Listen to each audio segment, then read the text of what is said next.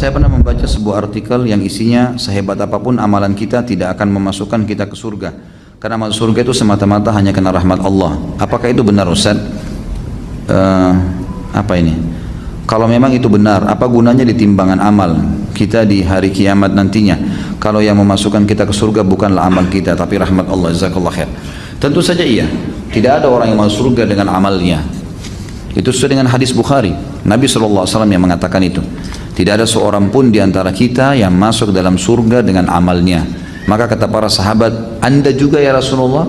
Kata Nabi SAW, saya juga. Tapi Allah telah memberikan rahmatnya kepadaku.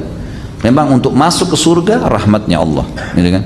Mau contoh rahmatnya Allah, sekarang antum berbuat dosa 50 tahun. Tidak ada amal solehnya. Tidak sholat, mabuk, mencuri, segala macam. Lalu antum taubat di umur 51 tahun, pas taubat setengah jam meninggal. Bisa masuk surga nggak? Masuk surga. Enak nggak ini? Enak benar itu. Hah? Ya, yang buat dia masuk surga apa? Ada amal? Rahmatnya Allah Subhanahu wa taala, gitu kan?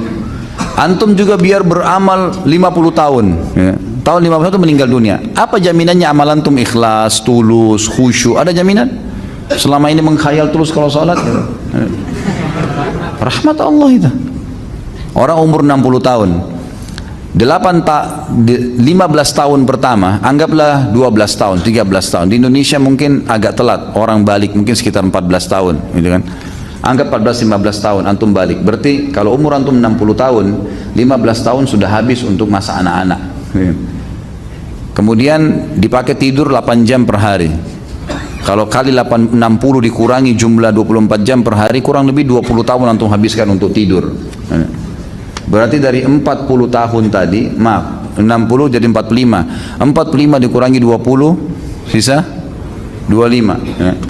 Waktu bekerja 8 jam per hari, habis lagi 20 tahun untuk bekerja. Sisa berapa umur antum untuk sholat malam, untuk ibadah, ya? Itu pun kalau orang tidak melalui maksiat, melalui amal terus, gitu kan? Yang jelas ada sebuah riwayat Bukhari menjelaskan, ada satu orang dari Bani Israel dulu, ibadahnya luar biasa, 500 tahun ibadah. Tidak pernah interaksi sama orang, tinggal di sebuah pulau. Kata Nabi SAW, pada saat dia meninggal, Allah Subhanahu wa ta'ala berkata kepadanya, masukkan hambaku ini ke dalam surga dengan rahmatku. Lalu dia merasa 500 tahun ibadah, nggak ada dosanya menurut dia. Lalu dia mengatakan, ya Allah, amalku. Kata Allah SWT, rahmatku. Dia tetap bantah, ya Allah, amalku. Sampai 3 kali. Maka kata Nabi SAW, Allah pun berfirman kepada para malaikat, ambil nikmat matanya hambaku ini, timbang dengan seluruh amal yang dia kerjain. Mata dia pakai 500 tahun nih, bisa melihat, bisa beraktivitas, bisa segala-galanya. Itu timbang nikmat mata yang saya kasih dengan amalnya dia yang dia kerjain 500 tahun. Waktu ditimbang ternyata nikmat mata saya sudah ngalahin seluruh amalnya. Belum nikmat telinga, belum nikmat segala-galanya nih. Banyak kalau nikmatnya Allah mau dihitung. Bagaimana caranya antum mau menilai amal antum? Gitu. Amal apa yang kita kerjain teman-teman sekalian? Tidak ada amal-amal yang sederhana. Dari 24 jam sholat cuma 5 waktu yang wajib. Kalau kita hitung 10 menit satu sholat berarti 50 menit. Masih ada 23 jam 10 menit. Antum bebas lakukan apapun. Rahmat Allah SWT. Baik, apa tujuannya ditimbang amal? Untuk menentukan derajat antum di surga. Antum ini derajat keberapa? Di pintu keberapa masuknya? Itu amal kita.